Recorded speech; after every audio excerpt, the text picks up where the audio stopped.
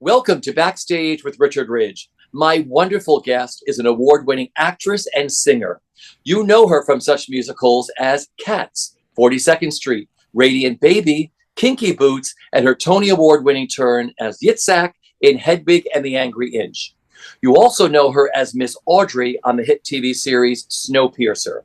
Well, now she has just stepped into the role of Audrey in the hit revival of Alan Menken and Howard Ashman's iconic musical, Little Shop of Horrors. Please say hello to my friend, Lena Hall.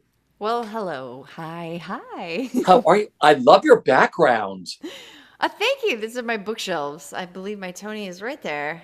Woo! I was going to ask you, where does the Tony live? And the Tony lives in your bookshelf. In my bookshelves next to my piggy bank.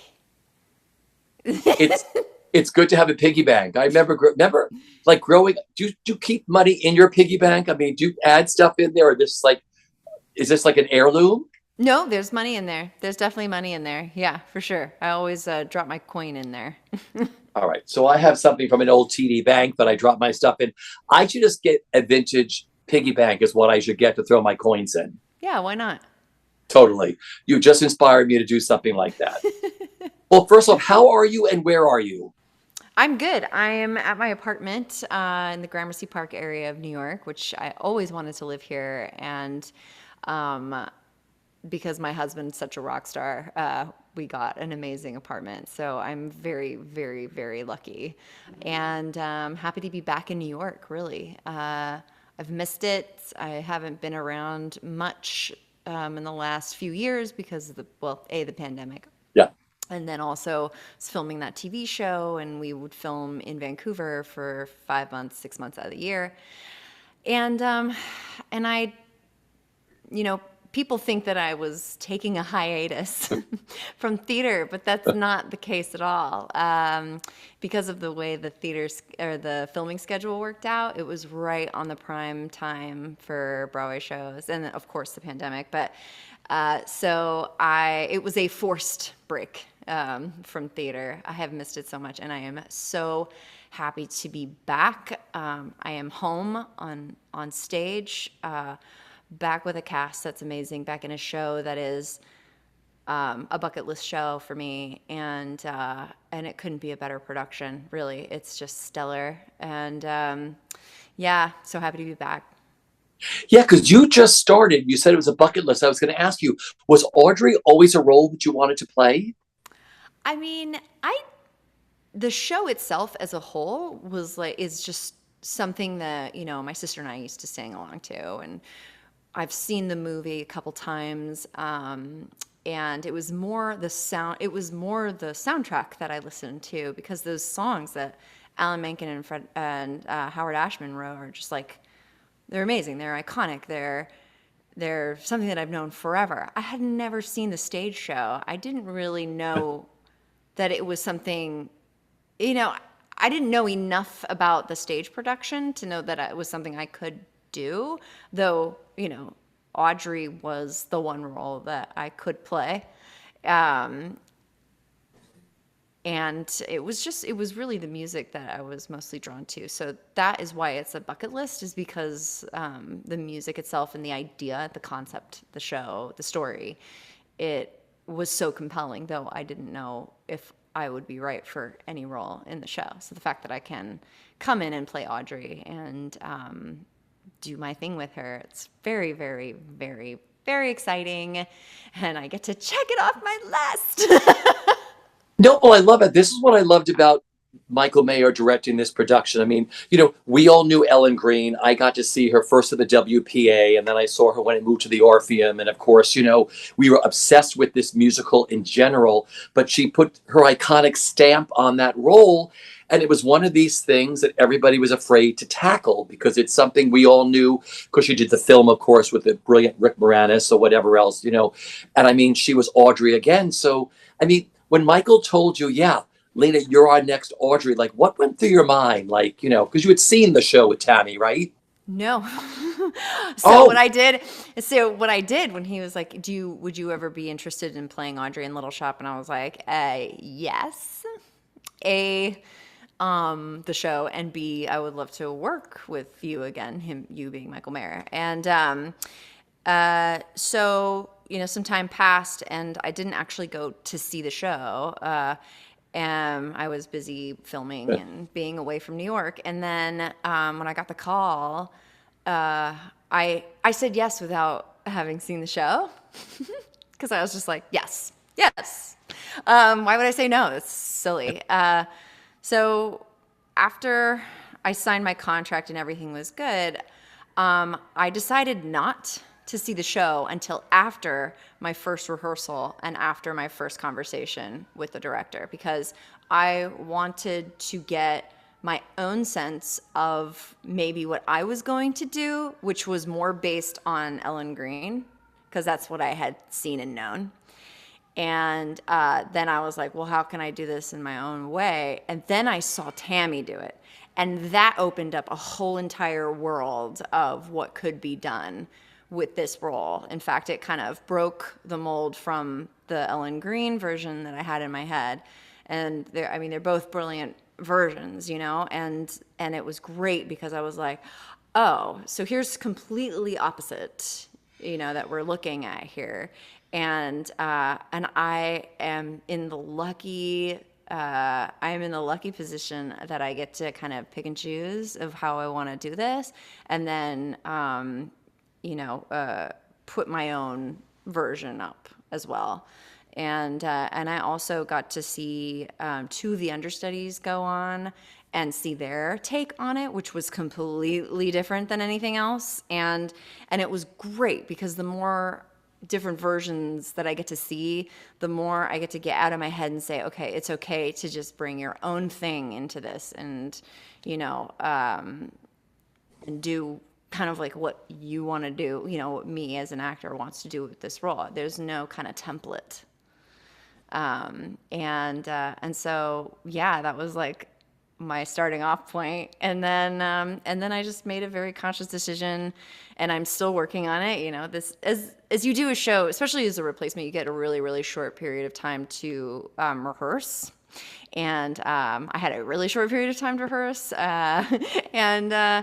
And so each time I do the show, I find new things to add and new layers to add and, new understandings of words and lines and how they were written and why and what it relates to. So as I'm doing performances, the part, it just keeps getting more and more layered as I'm discovering who she is.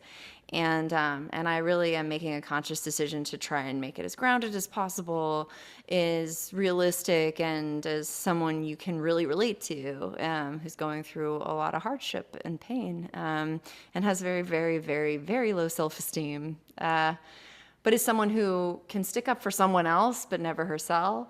And I think we all know a lot of people like that in our lives, if we are not one of them. But yeah, so it was important for me to get away from caricature and get into this grounded point of view.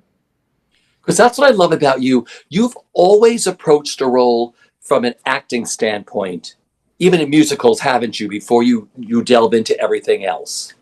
Yeah, I mean, really, if you break a musical down, it is a play. It is a play that happens to have some of the words put to music and amazing music, you know what I mean? But it is storytelling, and that in and of itself is the most important thing about the show. What's interesting is Will, our music music director, he's very adamant about keeping the songs the way they're written. The way they're written, and I love that word, written. written.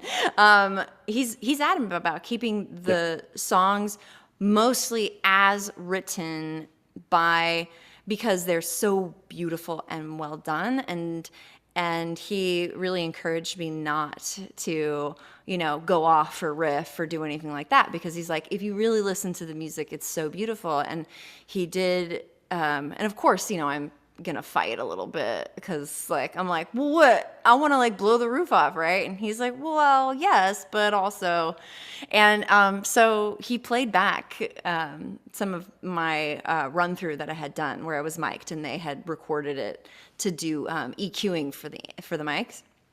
And he played it back, and I was listening, and I was like, I hear it. I understand what you're saying. If I make it more true to what was written, it will be that much more beautiful, that much more heartbreaking, that much more really, grounded and true to the story.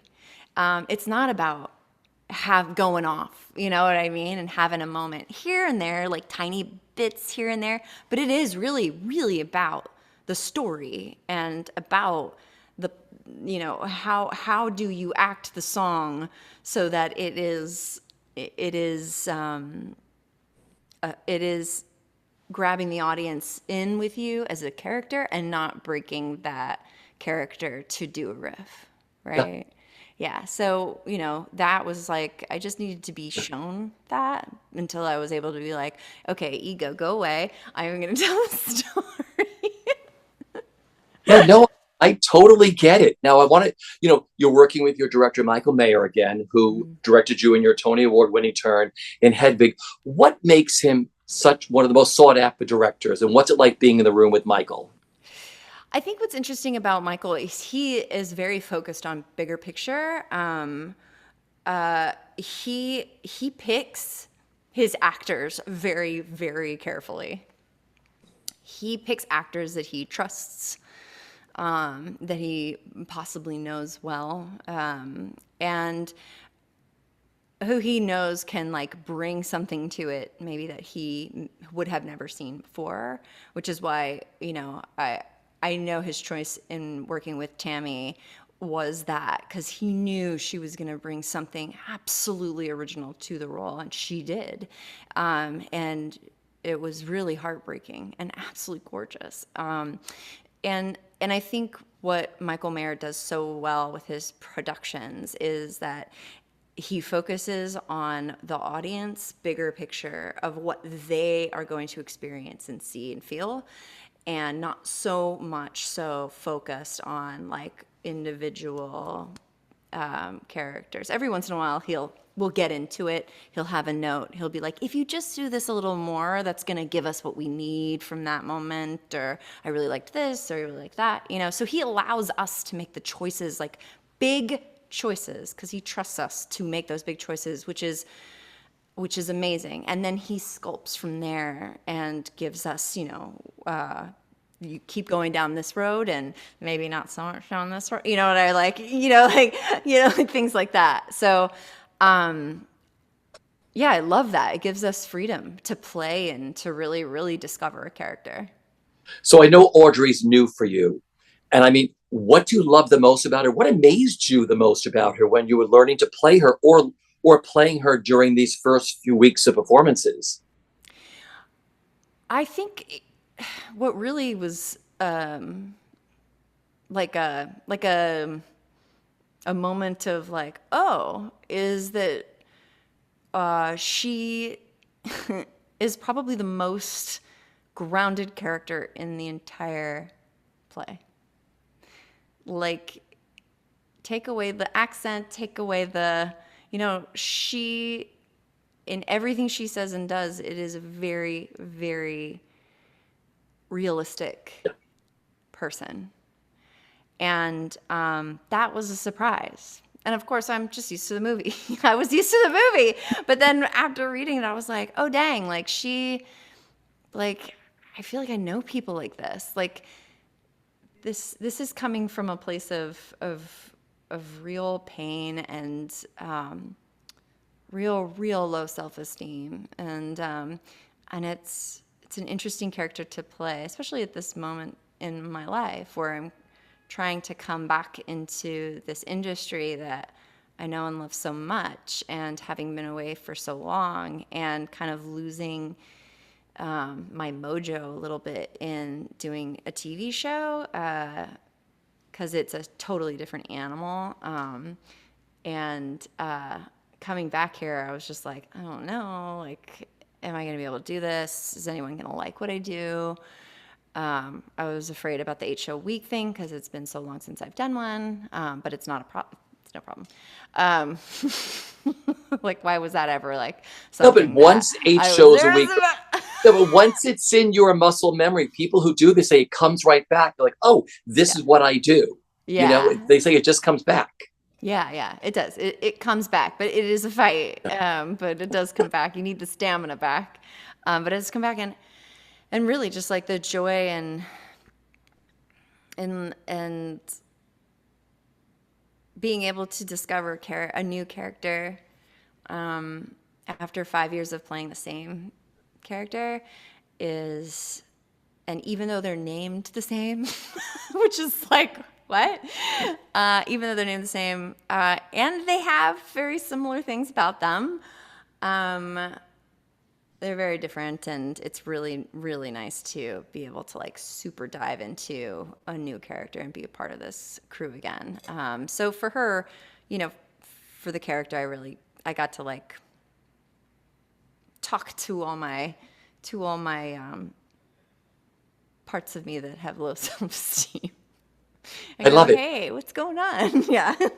Okay, singing this iconic score, because this is one of the best scores ever written for a musical. I mean, what is it like singing those songs each night?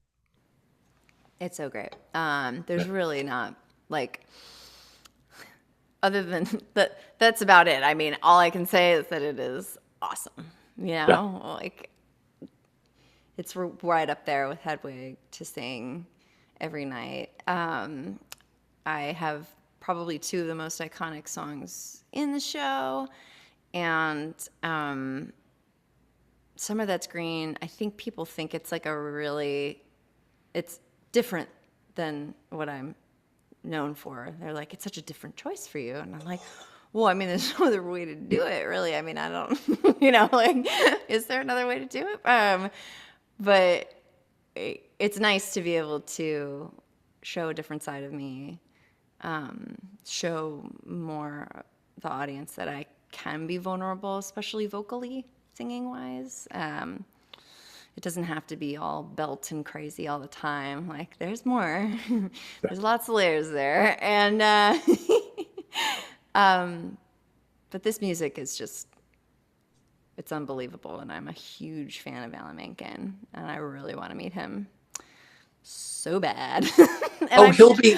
I'd be curious to know if he likes my renditions, of his amazing music. But I would be nervous if he was there. Oof. He is one of the nicest and one of the greatest souls I know. He will be there to see you. You will fall madly in love with him, and vice versa. He's really terrific.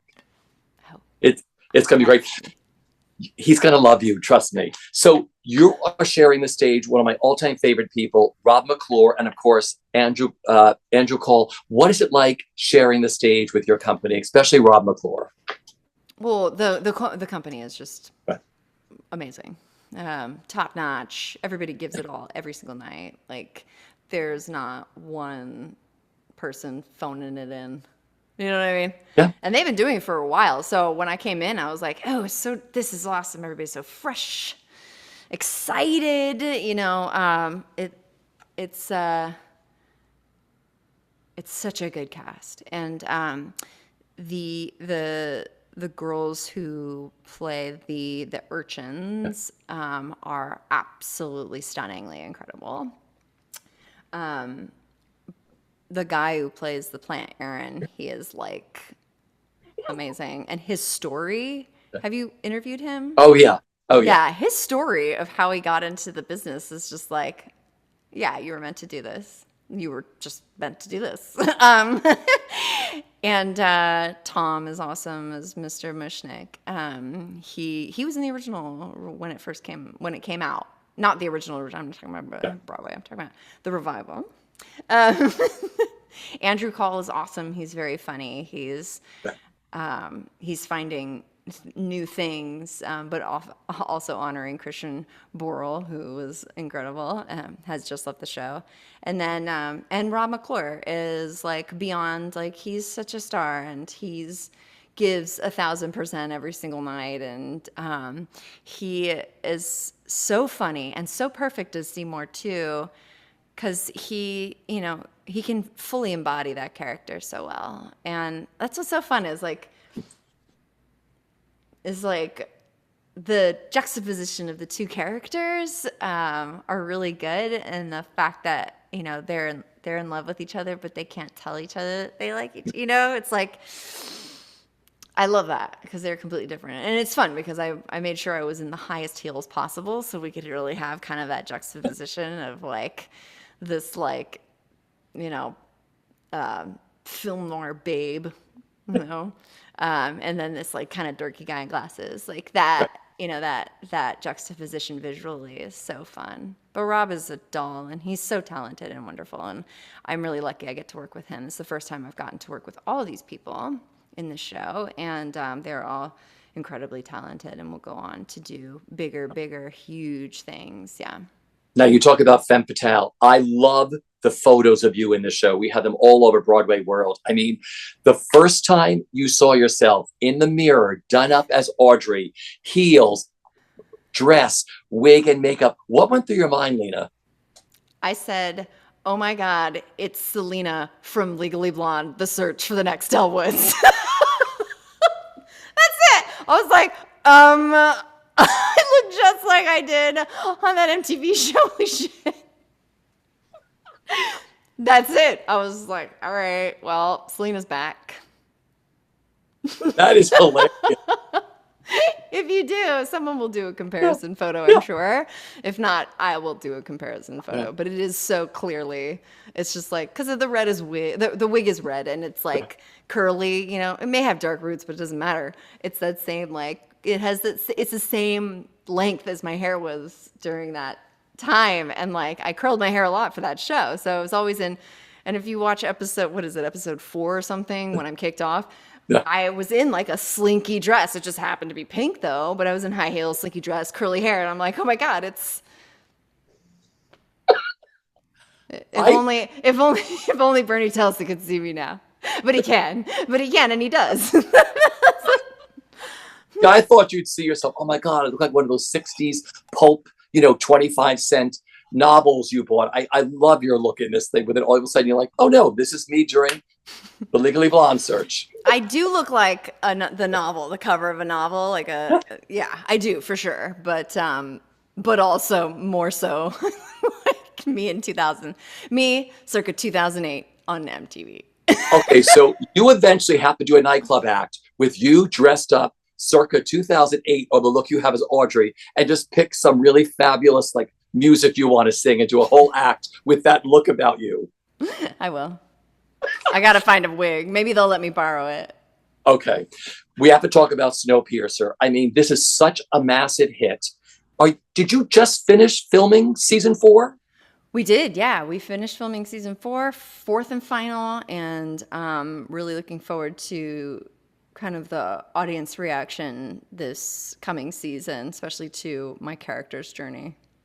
Okay. It's going to be interesting. Like you said, you take like 5 to 6 months. That's a half a year to film these things. That's where you disappear to. I mean, you're working and creating, but I mean, if you could sum up what you've enjoyed the most about playing Miss Audrey and working on Snowpiercer, what's it been for you? It's been the cast, for sure. The cast of Snowpiercer is ridiculously amazing. And they got so many of us together. It is a huge cast of series regulars. And I'd say that, I mean, it was a huge learning curve for me because I'd never done series regular before. And it was interesting to see how they developed my character and what they developed her to be, especially like at the end of season 3, because it was such a journey between 1, 2, and 3. It's kind of a little full circle, but a bit changed. I loved working with all my co-stars, and the fact that they did so much for my character was like great, because it's just it's just like, oh, they got inspired by her, which essentially is me, and they wrote for me, which is amazing. So I couldn't be more grateful for that experience. And yeah, like working with Sean Bean was awesome. Working with Jennifer Connelly was awesome. Daveed Diggs is a rainbow of a person. He is light and he is wonderfulness. And I really want to work with him again.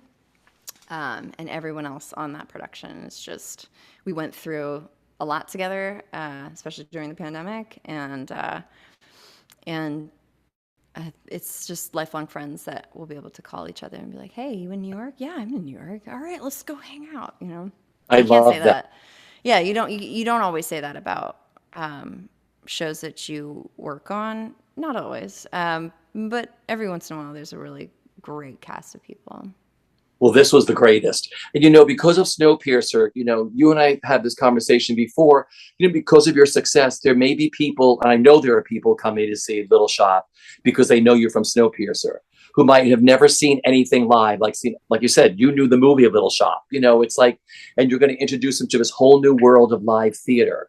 What that means to you to introduce them to this world. I think it's amazing. I think live theater can be overlooked as something that is important.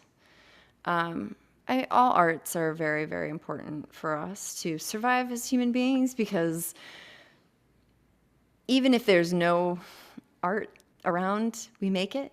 Do you know what I mean? It's something that is human nature, to experience stories that help you with your own story or inspire you for something, or we do need it. It is necessary, and that it's only true because if it's not around, we end up making it.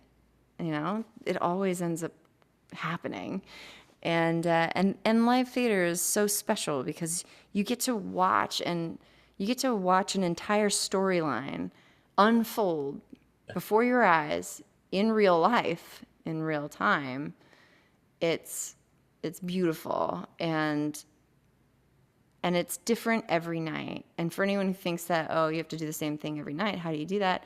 It's not the same. It's different because the audience is different, and that in and of itself makes the entire show different, feel different. You hear different things, like you discover new things. I mean, it's a constantly growing and ever evolving show. Any show that's on Broadway, or any show that's a theater show that runs for a while, or any live theater that you see, it will be the one thing you get to see that's yours and yours alone, along with however many people are in the audience, and you guys get to share that. I do wish that theater was more accessible. Right now, I look at ticket prices on Broadway, and it's really a lot. I remember when I did Cats in 1999, I think the top ticket price was $70. And now it's gotten really expensive. And so it's no longer accessible to everyone anymore. And that's a problem, because I don't think that theater should be for only people who can afford it. It should be for everyone, and there are ways to include everyone in a live theater experience, even if they have to be at home. Because, not only are there people who can't afford a ticket, but then there are also people who can't leave their house to go see something live, and they deserve to see it as well. And so there's got to be a good conversation moving forward with theater. I wish and I hope it happens, where we now have all this wonderful technology where we can live stream things. And if there was a world where we could live stream one show a week for whoever, a cheap ticket, like a movie theater ticket or something, for anyone who wants to see that one show, and then it's an original show. It's something they'll never see again. They're part of the action. It's the same as being in the house. It's just going to be on their computer, but that's what they can get. And it'll make them excited, and it perhaps will propel them to go see more live theater if they're able to do that. Or they'll stream more shows, or they'll become fans of theater, or there's so many avenues, and it's very strange to me that we are so limiting on who can see our shows. It's heartbreaking, really. Don't get me wrong. I think performers should be paid well, and I think that producers, they put a lot of faith in shows, and so them, putting this money into a show shows a lot of faith in what they're doing, and is something that not everyone would do, is to put their money on the line like that. But on the other side of that, there's a way too that these producers and the actors could make more money, as well as getting a bigger audience on board and making musical theater and theater in general, live theater, something that is as popular as like a movie coming out on an IMAX. You know what I mean? Like you can go see Wicked in IMAX, like this one streamed live show. We can all go. It's, like, there's so much that can be done, and I wish that SAG-AFTRA and Actors Equity and the Producers Guild and everybody would get together and start really, coming up with ways and ideas to get inclusive for everyone to enjoy musical theater, like we can watch Maverick Top Gun on Apple iTunes. Well, it's definitely a conversation that has started because I think people realized during the pandemic how important streaming was and how much money could be made from streaming and all of that. So it's a conversation that I hope people keep open. Because I know opera does it. There's a lot of places that do this. The National Theatre does this in London with live stream of their performances too. So it's a great conversation to have. Yeah. You mentioned I saw you just like a week or two ago at the opening of Kinky Boots, and it was so great. What I loved about you that night is you had just come from a rehearsal. Yeah. From a show you were about to step into, and then there you were coming to an opening of a show that you had opened on Broadway. And I was just wondering what that night meant to you, and just, being around, peers again, and, your theater peeps again, that you fell in love with first when you first made your Broadway debut in Cats and all, and just a favorite memory of doing Kinky Boots originally. I love that show so much. Yeah. And when they told me they were reopening it, I was kind of like, what? But again, it's like it brings the show, and it's a Broadway caliber show. It brings it to a cheaper ticket price. Therefore, more people can actually come and see the same show, pretty much, that they saw that was available on Broadway, so now off Broadway. And this show is just it's very important to me. It was certainly kind of the jumping off point for where I am now, and just start the cast has always been, we've always been close after that show. That was another family that was born from that show. I mean, it was so cool to see everyone there, and just kind of like be like, hey, I'm back. I'm back, and I'm here to support like you and your endeavors, and like here to support the next Nicola, and like her horrible uphill battle that that role is. It's the princess track, but like also it's kind of like it's always tough to be the one who the villain. Yeah, but she's not really a villain, but it's like tough to be the one where the audience is just like, ugh. Yeah. You know what I mean? Yeah. I'm like, it's okay. I mean, that show it's so great, and it always leaves the audience just on their feet, wanting more, clapping along. That last song, Just Be, is just so good. Sin wrote a great score. Oh, yeah. Okay, your Tony Award is sitting behind you. I mean, what a history you have with Hedwig. I mean, not only Yitzhak in New York, I mean, you got to play Hedwig on the road, playing that role, and Yitzhak. I mean, would you share a favorite memory? I mean, there must be so many of your Hedwig experience. There are, and there's so many, like, and I was going through a lot at the time too, which is really interesting. But I mean, the only one that comes to mind, well, my final show on Broadway was the be all end all of performances. I will be tough to match that. If you were there, you were there. If you weren't there, I was there. You just don't know. It was mind blowing for me. Like just completely mind blowing for me. But I always think of the time when John Cameron Mitchell peed on my chair during the show, and I sat in it. And I love him to death. I love him. What's making Little Shop so special for you with being back, playing Audrey? What's made this all so special for you, Lena? When it was announced, there was a massive outpouring of love that was like, I'm so happy you're coming back. Oh my gosh, you're going to be back on stage, like in a show. In this show, you're going to be amazing. Like that from my peers. Yeah.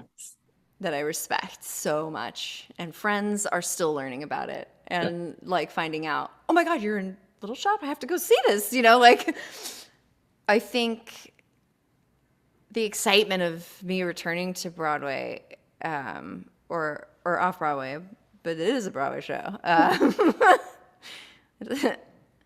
Me returning to the stage in New York that was an unexpected thing, the amount of excitement. And that felt amazing because that makes me feel really included in my community that I've been in for 23 years. And I had felt like I lost it for a while because I had been gone for so long in the pandemic. But I had been doing that TV show for so long that I thought that I was written off, you know, and gone into the sunset to LA or something. And I was like, I am here. I want to do a show. I do. Like, I am here.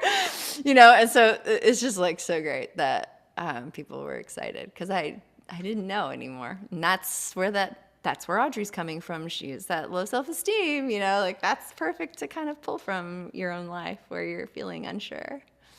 Well, everybody who I've spoken to just about every Seymour, the Audreys, everybody in this show from top to bottom says this has been one of the best things they have ever done in their entire careers. They say there's just something about this Little Shop family, this show and this production that has just keeps, like Christian said, I'm never leaving, you know, I'm staying in this thing for as long as I can. Jonathan Groff, everybody I've spoken to said they're having the time of their life or had the time of their life doing this. And it was so reaffirming to their artistry and everything else of saying every show should feel this way of doing something like Little Shop. Yeah. There's nothing like it. And you can cut this out if it's a spoiler alert, but there is nothing like getting eaten by the plant. Oh, I think by now people know, like I got a plant behind me. I think people by now know, but I can only imagine how well, cool I only knew the movie, so I didn't know. I didn't know. I was like, oh, I get this amazing death scene. Oh, yeah. Yeah, I didn't know. And I also feel like, and Little Shop producers, please hear me out. Broadway Cares Equity Fight says we should definitely auction off being eaten by the plant because it is so much fun. That would be an incredible something to do at the Broadway Cares auction or something for Broadway Cares. You too can be eaten by Audrey too, right? Yes. It is so fun. The first time I acted the whole scene and then I got, you know, eaten, I swear I was like, I am born again. It was so fun. People were laughing because I was like screaming and I was like, ah! It's so fun. That's what I think everybody in your show has experienced. It's so fun. That is great. Well, once again, Lena Hall has just stepped into the role of Audrey in the hit production of Little Shop of Horrors, opposite Rob McClure as Seymour and Andrew Cole as Orin Scrivello, DDS. Lena, thanks again for stopping by. Thank you for having me. I'll see you soon. Everybody stay safe and we'll see you at the theater. Take care, everyone.